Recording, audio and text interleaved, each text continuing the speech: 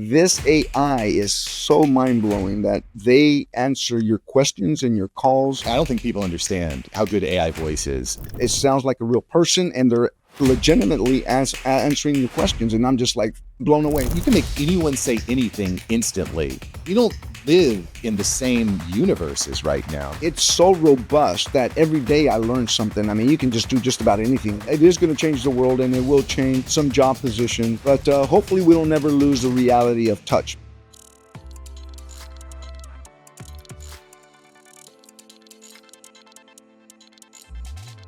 All right, boys and girls, we've got the founder of Global Processing Systems in the house, Moses Heredia. Moses, welcome. Hey, Mark, thank you. Thank you for having me, man. It's a pleasure to be on your podcast, brother. Nah, the pleasure's all mine. I'm looking behind you now, and we have all these placards. Which placard, which certification, which achievement is what are you most proud of? Mark, that's a great question. I was in the conference room a couple of weeks ago, and one of my employees asked me, hey, out of all of these, which one do you resonate or care more about, right? And there's one behind there that I received, I would say about 3 months ago, and it hits home, Mark, because that was for children who are less fortunate and have no shelter, nowhere to live. So the Los Angeles County gave me a certificate, an award for doing and going beyond to help families with no furniture, no home, and to give you an idea, I mean it went as to the extent to getting them furniture like a refrigerator so they can keep food in there. So that one, yes, I have a lot of accomplishments throughout my sales career. However, the one that hits home is with the children because I was less fortunate myself. So that's one of the things that I'm really proud of, man. That's beautiful. And I'll just say, I think that business owners in general, and I was part of a men's group at my previous church before I moved up here to Tampa Bay. And one of the things that was really important to the pastor there was empowering businesses to be leaders in the community. I don't know where you lay at, but I just don't really feel like typically the government has our best interests in mind. But I do think that's an opportunity for business owners to come in and say, hey, I'm going to help like in your point, the children, the schools, the families locally. And I think it's underappreciated, the role that business owners play. Are you part of many business groups or church groups that really focus on that? Yes, 100%, Mark. I'm very dedicated to my church and groups around that, and even schools. Actually, I was just having a conversation yesterday with an elementary school teacher where it was my old elementary school where I'm going to have the honor to go and speak. I believe it's close to 400 children and kids, and I went to that school, and that school is actually on the other side of the tracks, which was less fortunate, and it still continues to be a lot of poverty there. So really excited about that, and just giving back in general is something that my mom taught me, Mark, and I continue to do that, my friend. Did you start giving back after you had grown wealth and success, or did you start before? I started before because one of my 4Gs is global. So it's God, goals, grind, and then global. And what I mean by global impact is opening the door for someone, even a smile, even helping someone across the street. I mean, listen, giving back doesn't necessarily mean giving money, but to answer your question, Mark, I started giving more back when it came to a financial status when God had helped me to become and achieve a certain status. Then I gave more than only just a smile or a handshake or a pat on the back. Yeah, well, you give what you have, I guess. There's a story in the Bible where there's an old woman who walks into the temple and she's clearly poverty stricken, and she puts like a shekel into the offering, and Jesus is like, that is the greatest donation offering that I've ever seen. And I'm paraphrasing. But I think that's important. And I've started to think about this more is, you don't necessarily need to wait until you're making $100,000, $1 million, $10 million a year to start giving back. And I agree with you. There's a video that I saw that resonates with me. And Donald Trump was at a service at a church don't know what church or type, or really doesn't matter to me. At the end of the day, I believe there's a God up there, right? So he reached in his pocket. There was a video on him, and he had no idea there was video in him, and it was a few dollars. I mean, you can't even tell how much money it was. It could have been 10, 20, whatever it was. But he reaches in his pocket and he counts it and discreetly folds it up in his hand and gives it as an offering. And it made me think a little bit different about the gentleman. You hear all kinds of things out there, good and bad, and everyone needs to make up their own decision for their own selves. But I really like that, and it's actually in my book how that resonates with me because of my mom had taught me to give my tithes to the church, which I still continue. But it's I wouldn't be where I'm at if it wasn't for God or my mother. Yeah, no doubt. I actually just started really donating to church regularly, and I found that the first month that I gave a generous donation, I landed 2 clients that same month, and it became a pretty solid month for me bringing on those 2 clients. So that was pretty cool. Yeah, pretty cool. I am curious. You're still in LA. You said you're in LA County, right? My office is in LA County, Laverne. I travel every day. I live actually in Orange County, but yeah, we have close to 50 employees in the office at all times and close to 100 outside nationwide. So, but I make the commute. So I would say Laverne is probably about 25 minutes east of LA.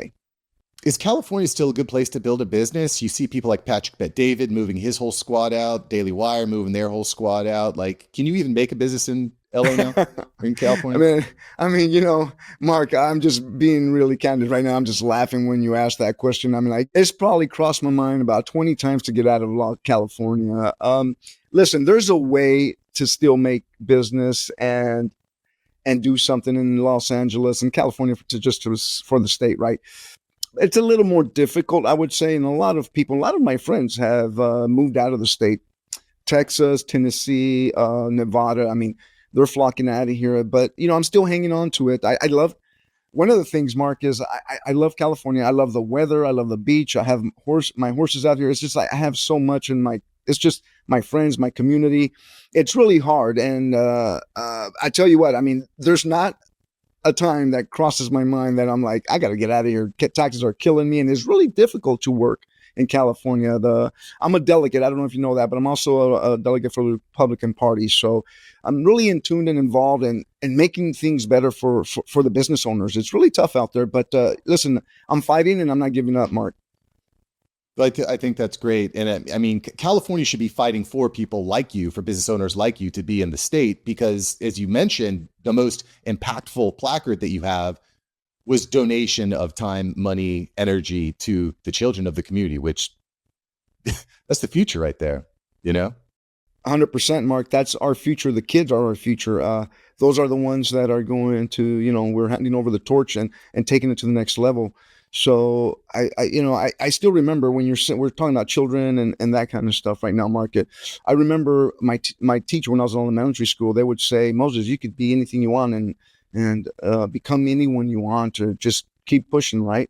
And it never really hit me until I was an adult. I'm like, you know what? They were telling the truth. If I wanted to be an astronaut, firefighter, whatever I wanted to be, and people just need to hear that, and people just need encouragement. So, like you said, Mark, kids are our future, man, and I'm really big and focused on that, and always have, because it takes me back. I was that kid that needed the help, or I was that kid that would take hand me downs from my own teacher in elementary school. So I never forgot that. I never forgot where I came from. So giving back to me is on top of my list. So I think that's, I mean, legitimately a great thing. Being selflessly giving back is really key. I want to kind of shift to, as I was doing research, I was listening to some of your podcasts that you had completed, global processing systems, payment processing, right? And to me, the idea of getting into payment processing is an enormous challenge. You're competing against some juggernauts from Fiserv, Stripe, Square, PayPal. It seems crazy to me. If you could go back to starting that business, I remember listening on one of these shows, you had spoken to 3 mentors and they're like, Moses, I don't even know how to help you with this. This just sounds way too bold. If you go back and talk to yourself then, what would you say? I mean, you didn't have experience in this field. Why payment processing? Did you think that was I mean, clearly it's worked out for you, but it seems crazy to me to try and go and compete against these juggernauts in a space like this? Well, you know what's funny, Mark, that you mentioned, and I'll answer that question. But I actually sit on an advisory board for Fifth Surf, so they're one of the largest processors, and I also sit on TISA's advisory board as an independent sales organization. So there's about 10 of us that meet, I would say, twice a year, and we go over the path of what we're doing, what is working, what's not working. So yeah, so now, I'm very blessed. So I honestly believe that, the book is opened and everyone has a gift and your future's already written. You have an avenue. Either you pursue that avenue, don't lie, cheat, or steal, and follow the right path, or you just go on a different route that is going to take you away from your gift. So to answer your question is, I think it was just destiny. I landed on this career in this type of industry. It was not planned. It was just walked into the unemployment office when I was 18 years old, and I seen a bulletin there, and I started working at $4.25 an hour, and I mean the rest is history. But of course, I worked my way up and dedicated, and it was just discipline and hard work and dedication. But it just God had put me in that path, man. I can't say it was me or my skill set or anything because I've never took a business class. I never went to school. It's just high school was my education, and just worked really hard and really blessed, Mark. What would you say is more important in building that business, sales or marketing? I still am old school, and I say sales. I mean, making relationships, layer brick by brick, layer by layer, shaking hands, meeting people, making the connections. Everything that I've built is based on relationships and continuing to water that foundation and continue it. Some of the and I teach some of the young entrepreneurs that hey, not it's not just so quick when you make an agreement with someone and you shake their hand and you take off. You have to circle back and monitor that and get with that relationship and build a foundation.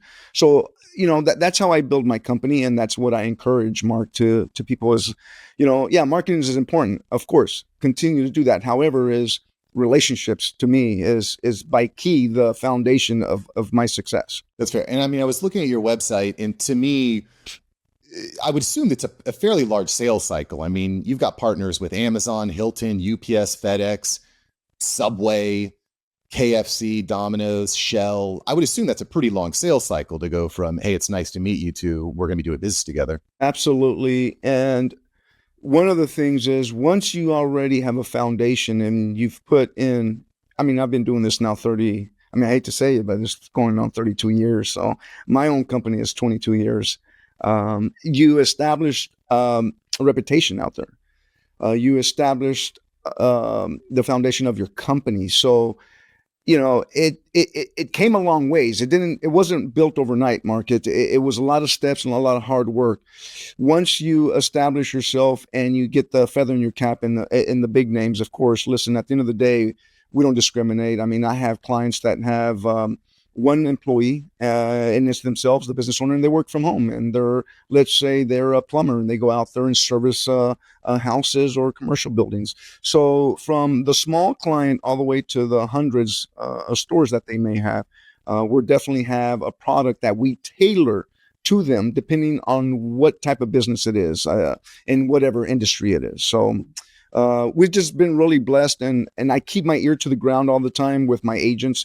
And I listen to the clients. I listen to the sales agents. I listen to the clients. What is the needs? You can't stay too far or go up the ladder so high that you lose touch of reality and what really is needed out in the market. Because, Mark, I mean, to be honest with you, everything's changing. I mean, the technology changes with us monthly, and I'm sure with any other company. So it's just staying focused and building the relationships and staying in tune with reality of what's happening. Speaking about technology, now you're speaking my language. The World Economic Forum predicts that over the next 5 years, there's going to be 200 million jobs that are displaced, which I think has created a lot of fear, I think reasonably. What technology is coming that you're most excited about? Well, you know what? It's already there. We have a lot. I'll give you a couple of things. So it's fortunate and unfortunate because it's a double-edged sword, right? So we have the kiosk. I don't know if you've been to a McDonald's or you've been to a fast food restaurant where it's just a kiosk. I mean, you don't need the person or handling money anymore. You just put your order in. what you want, and you pay right then and there, and they just call your name, and you don't, there's no more interaction, right? So we're dealing a lot with that right now, Mark. The other one that I just got back from a meeting. I was in Omaha, Nebraska with Five and it was a couple of ISOs like myself that got together, a yearly thing. So the one that was really intriguing and we talked about, and it's already in beta, to give you an idea. So let's say, Mark, you have a restaurant and you call into customer service. This AI is so mind blowing that they answer your questions and your calls just like it sounds like a real person, and they're legitimately answering your questions. And I'm just like blown away. So, could that put people out of jobs at customer service? And absolutely it will. I mean, it's just AI is just, I don't think people understand how enhanced and how robust it is, until you start digging in. So, and I live in that world of space a little bit. I'm not too techy. I rely on my staff to help me out with that. But yeah, to answer your question, it's definitely changing the world. AI voice is insane. I got to tell you a quick story, man. Not to cut you off, brother. So we're talking about the book that I've just recently written, right? And we're talking about my voiceover, and I'm like, oh my God, I got to read this, right? So then one of my tech guys comes over and is like, hey, look at AI. And I tell you what, Mark, it spooked me out because he did a script about my book for like the Audible kind of thing, right? And it sounded just like me. I was floored. I was like, I couldn't believe that it wasn't me, but it sounded identical. It's you know what? It's on another level, Mark. It's on another level. I can't even describe it. I can't describe it. It's really insane. I to your point, I don't think people understand how good AI voice is. I mean, and not, listen, and the book, by the way, is Fields to Fortune, which is available on Amazon. It's Fields to Fortune, but you could not just not just read it in English, but in 100 different languages like that. And it's not that expensive. No. And you know what? It's really, like you said, I don't think people really understand. And even at my level, right? I don't know. I'm not using it to its fullest extent. Like, it's so robust that every day I learn something. I mean, you can just do just about anything with it. And it is in the near future, and it's going to be more common. And to answer your question back, it is going to change the world, and it will change some job positions. But hopefully, we don't ever lose the reality of touch, because I'm like I said earlier, I'm really built on relationships and personal touch and communication and feel in touch and tangible. So let's hope it doesn't change too much where it just we forget about human itself, man. Yeah. Well, I mean, I think that's, I hate to say it, kind of an old school mentality. You and I don't know exactly how old you are, but I grew up the first 20 years of my life in an analog world. Yeah. Talking to my daughter, she's 9. She's like, Dad, I want a phone. I want a phone. I'm like, you're not getting a phone. You're 9 years old. It's not happening. And she's like, but you have a phone. I'm like, I didn't get my first phone till I was like 20 years old. I didn't have a smartphone till I was 25. So just creating a little bit of perspective. But I think at the end of the day, though, I think because a lot of creators, I come from the creative space, and a lot of people are like, oh, well, the artwork, the digital art, the digital audio, songs, music, video, it doesn't have a soul. It's not creative. And at the end of the day, I don't think the consumer really cares. All the consumer cares about is, do I get the desired result? You're absolutely right about that, Mark. It's changing so much. I mean, people, the future is faster, quicker service. Is just like it's changing a lot. So I don't think, and I agree with you. I don't think that they really care as long as they get the end results that they're asking for. So, I mean, it's funny that you mentioned that, because I didn't get my first phone either till I was, I think, in the sales career, and I was 19 or 20. It's like, but it's changing. You have these elementary kids now with phones. It's just, the world is changing. I'm not saying this for a better place, but we just have to watch and monitor our children, right? I mean, because there's so much stuff out there that we do not want them on those type of websites or type of stuff that happens in the back. So yeah, no, listen, man, I'm all with you 100%. No, major Trojan horse there. But I mean, we talk about AI voice and customer service, voiceover actors, actresses, even songwriters. What do these people do? Because I know what you mentioned, and I'm going to segue a little bit into politics here. you mentioned you're a delegate for the Republican Party. I know what the Democrat stance is.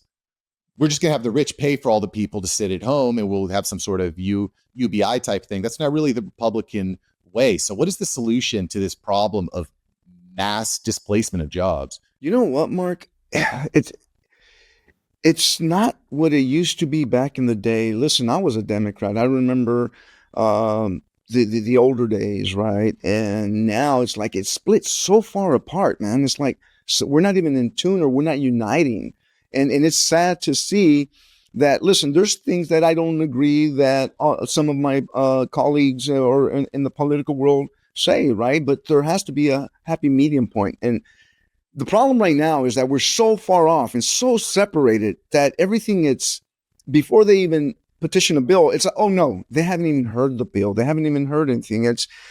Mark, we really need I don't think we can solve it ourselves. I think we need a higher powers, man. It's more of a spiritual thing for me. Is like we need to really come to reality and unite. We're in the same country. I don't even know why we're fighting each other, my man. I really don't. It's very sad.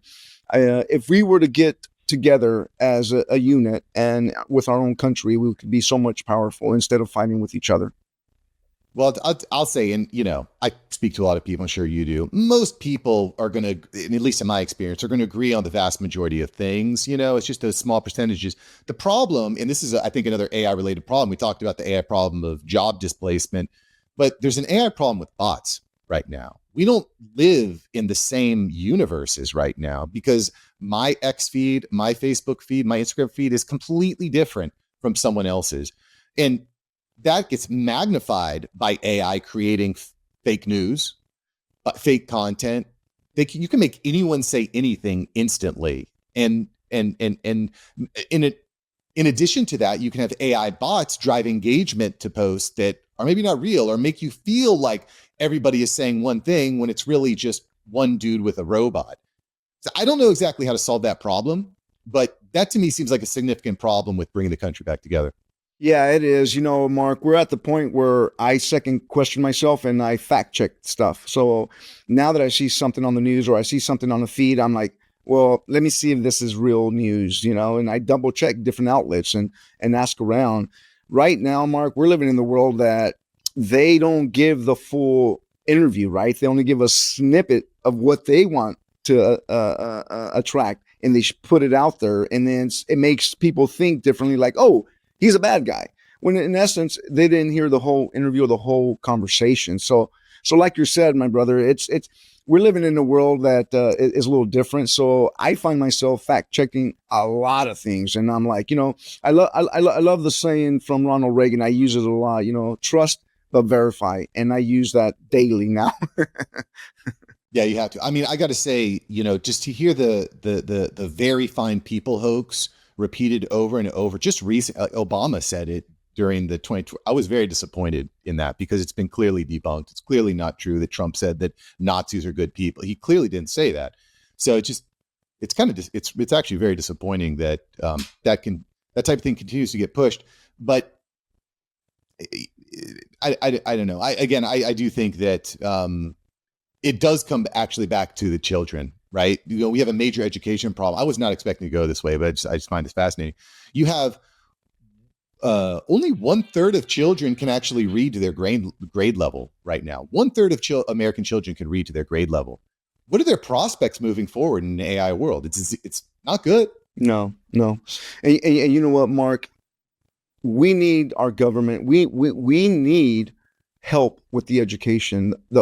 It boils down to teachers are so underpaid. I have a lot of friends who are in the education world, and I'll be honest with you, I actually help donate to their classroom. I just had one of my friends a couple weeks ago had asked me, "Hey, my daughter's going to be an elementary teacher for the first time. She's excited. She's ecstatic. They're low on funds. Could you help fund their classroom?" And I'm like, it's sad. We're in the United States of America, man, and it's very sad, Mark. So that's our future, but yet we're not giving the tools to the teachers, man.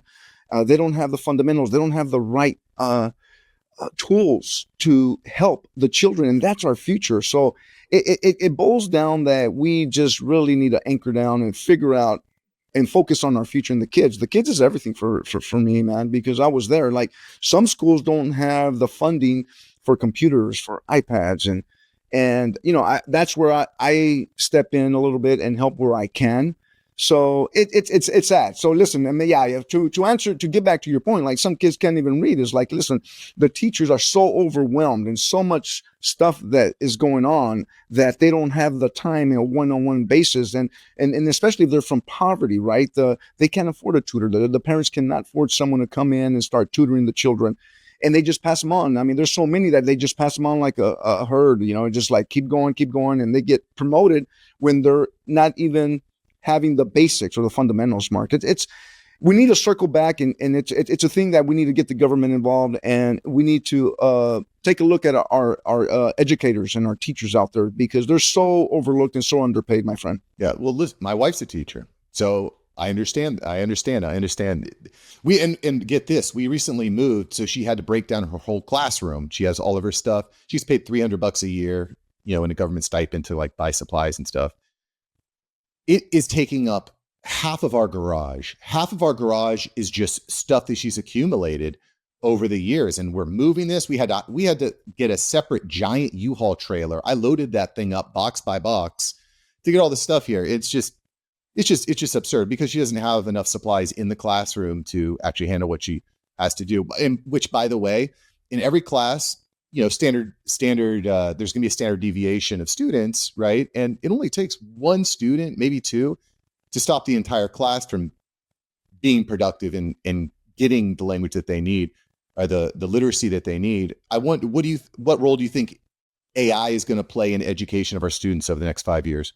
I hope we can formulate it where it'll definitely help the teachers and build more segues into helping them build and layers where they can educate these children, instead of just passing them on. So listen, I can totally relate. I have friends who are teachers, and funding is critical. And like you said, spending time and that quality time with the classroom. One of them, it could just take the classroom to a different angle where you need to retract, right? But I hope, Mark, that there's someone that, and I believe that AI could help in the long run for education, reading, writing. I mean, just the fundamentals, just the basics. At the end of the day, I'm a firm believer. I think, elementary is very crucial. We're learning the basics in elementary is what helped me, to be honest with you. Thereafter, I was just like, okay, I'm bored. And then I just started thinking on another path and another level as an entrepreneur. But to answer your question, AI will be, I believe, very instrumental in helping our teachers for the future, which we need. And teachers need the help. I mean, they're so underpaid and so overlooked, my brother, that I have several friends who are teachers, like I mentioned, and it's sad that we need to support them and get more involved. Yeah, no, I agree with that. So one last question here for you, Moses. We've talked about a lot of different issues, from payment processing to education to policy to AI. You've been in the business world a long time. You've got your ears to the grind zone. You're seeing a lot of different things moving. If there's one thing I think we could certainly both agree on, there's going to be a lot of new problems that arise over the coming years. Which problem do you think is most open for solutions? Meaning, if you were starting a new business now and you were branching and trying to find interesting problems, interesting solutions, leveraging technology, what would you go into? What would be the most exciting project for you to get into? I mean, I could tell you that I like challenges, and I look at what's the future. And when I got into payment processing, it was something new. I realized that the first machine was built in the 1980s. And I'm like, okay, so this is going to be around. And I got into it in 1994. So right now, Mark, for me as an entrepreneur, and some of the things that are in the future, I would say two things. Obviously, technology, which is AI, for sure. That's a challenge number one in itself. And I would love to, if I encourage any entrepreneur out there listening, get into something that's going to be here for around and take us to the next level. And that's going to be one. The next thing is healthcare. Anything to do with getting healthier, eating better, like anything with our foods these days is just amazing what uh, the ingredients that are allowed here in the United States versus other countries. So if you were to ask me like you did right now, Mark, is like, hey, what do you foresee in the challenges and what would you like as an entrepreneur to get into? I would definitely go into the healthcare aspect of it because we need to change that, number one. And that is a challenge right now. And the next thing is the technology, AI. I mean, that's something that's going to go and take us far in.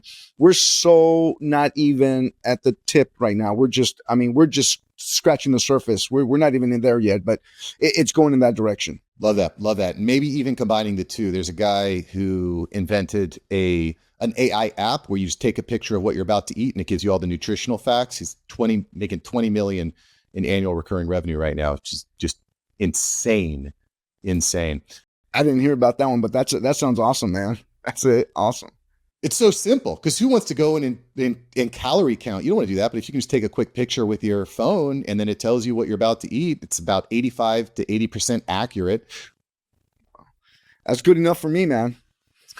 I mean, if there's one thing that I've learned in business and starting different projects is that your customer doesn't want to work at all. They don't want to do anything. You have to give them their solution with as little friction as possible. I've come to learn. So AI helps with that. You're absolutely right, Mark. 100%. I agree with you, and that's the life that we're living in, and it's getting more accustomed to that. Absolutely, no doubt. All right, boys and girls, you've just been hearing from the man, the myth, the legend, Moses Heredia. You can check him out on Instagram at Moses Heredia _ and globalprocessingsystems.com. Moses, thanks for joining the show, brother. Thank you, Mark. Thanks for having me. It's a pleasure, my man. God bless. Thank you.